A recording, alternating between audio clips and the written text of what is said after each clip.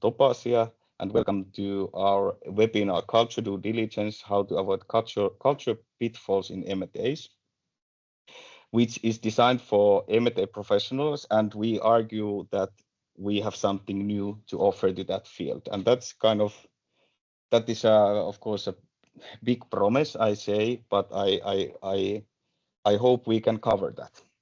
Hello, Pasi, also, welcome. And here, my name is, as I said, I'm Jussi Galla from Topaasia, and then we have Daniela Fehring, a practitioner in M&As and active culture advisor.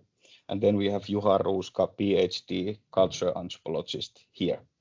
And our kind of follow-through is so that we have a short introduction.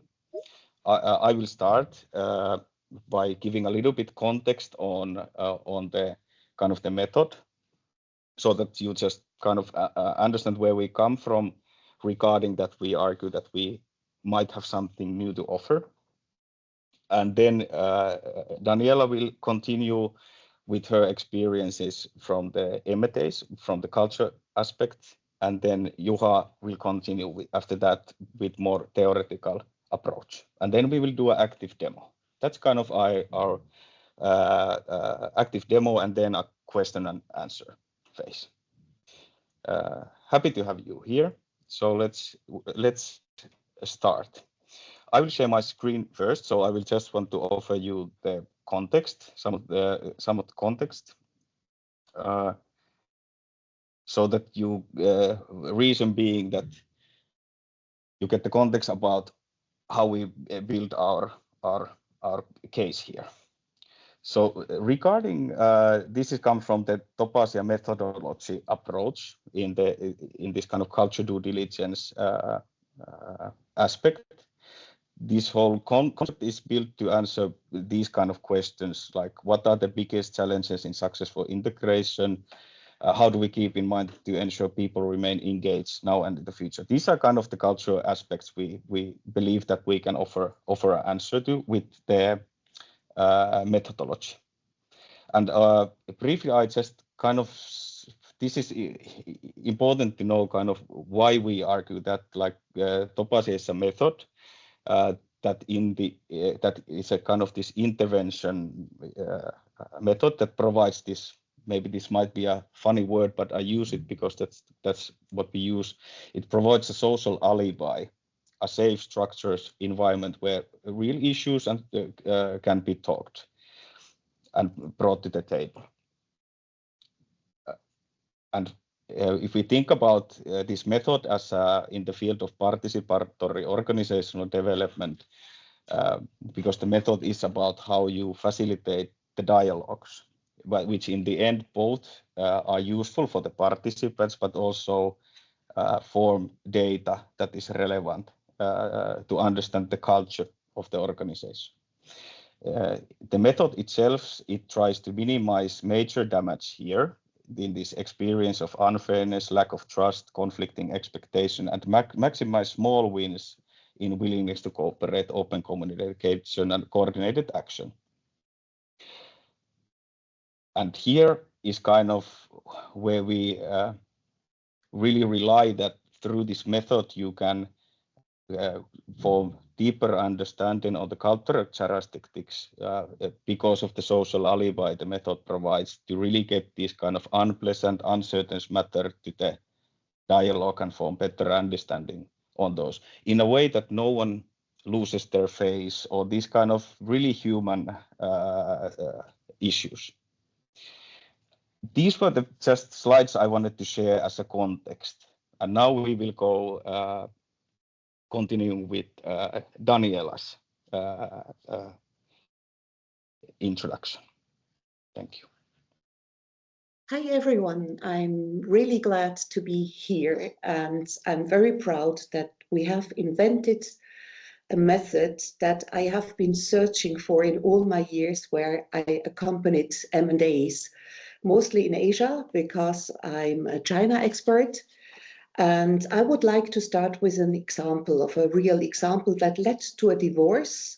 Luckily, a happy divorce because they asked me in to facilitate it.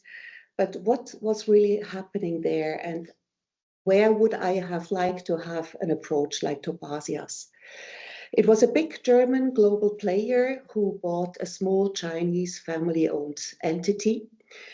The interest of the Chinese was very clear. We want to grow globally, and without a global player, we are not able to do that language-wise, and also because they come from a very remote place where they're not so kind of like skilled to deal with a lot of cultures and foreigners. The interest of the German buyer was to access the mass market of China because that is really challenging. He was already had a base in Shanghai to kind of like, and they were producing their German products and selling it to the Chinese market, but still as this premium product, and they looked for a mass product because that would be really having an additional growth effect. What happened is they went to see the facilities in China. They did a due diligence, they trusted the figures, and they used their eyes while visiting the plants, but they didn't reflect on what they observed, neither internally nor with this Chinese supplier. And it led to a first culture clash after 6 months of the post-merge integration, because the expectations were not managed at all. They were not visible. And the Germans asked the Chinese leader and owner to become a normal manager of a big global entity. And that means power loss and no kind of like influence on the company any longer. And the Chinese acted in a very normal, typical Chinese way by passive resistance. He just did what he wanted. And the Germans found out only after 6 months into the cooperation because they kind of like didn't do a good controlling job as well. The Shanghai staff was then sent in to deal with the trouble. But Shanghai and this very remote place, it's like being on the moon and on the earth at the same time. They weren't able to really communicate with each other, having very different ways of working and being and communicating.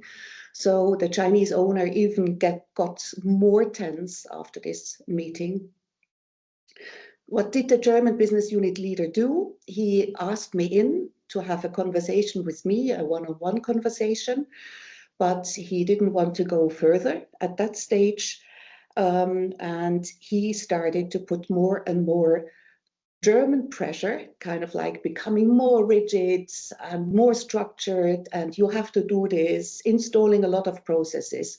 The Chinese owner just didn't do it. So the Chinese became more and more Chinese, the Germans more and more German. And finally, they asked me in only after 1.5 years into the deal, only dealing with clashes of all kinds, to deal with the divorce. My conclusions from this example is that if you only trust your eyes and figures from the due diligence, you miss a lot of very important information, and you miss specifically the human and the culture aspects here. If you don't reflect on what you have seen, and if you don't think further of kind of like, if we really come together, what is the outcome? Will we merge? Will we kind of like having from 2 cultures going into 1 culture? There is no plan, and that was here the case. There was also no check of expectations, roles, and responsibilities. And even the scarce communication was kind of like the Germans talked German and the Chinese understood it in Chinese and misunderstood a lot of things.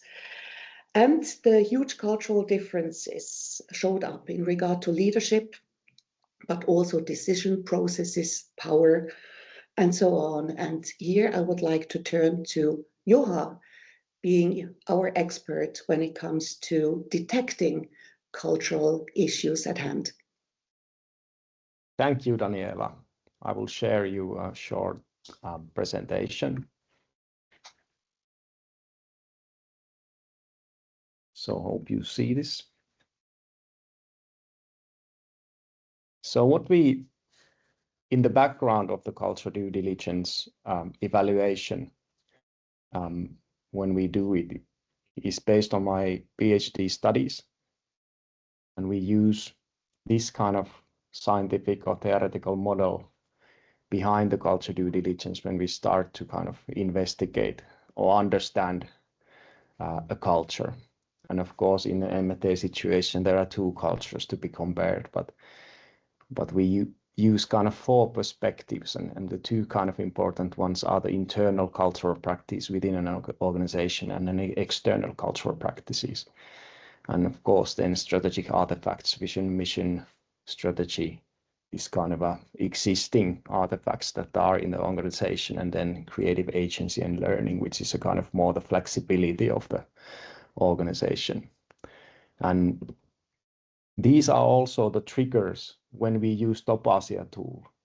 We have a specific content and a game based on these four perspectives. And we engage people within an organization in dialogue through these perspectives. And that provides a social alibi to talk about also the challenging things. And we are using different perspectives to make it very simple, positive and negative perspective, or to find out which are the kind of divisive cultural practices and unifying cultural practices, and finding out the cultural identities and make visible of the for example risks of M&As in M&A situations. So there are kind of theoretical background is also this kind of very deep 7 years ethnographic research from my PhD, but we also have went through the kind of different cultural kind of models. For example, the Okai model and comparing that, and also the Shines model, which is kind of close to a bit closer to this, which is more like ethnographical model to looking at really close what is in the specific organization. But I guess that was my part. I wanted to keep it very short to use it as a teaser. Of course, we can find out more later, but what is the most important thing at this stage for you to get an experience on what is the tool, how does it work?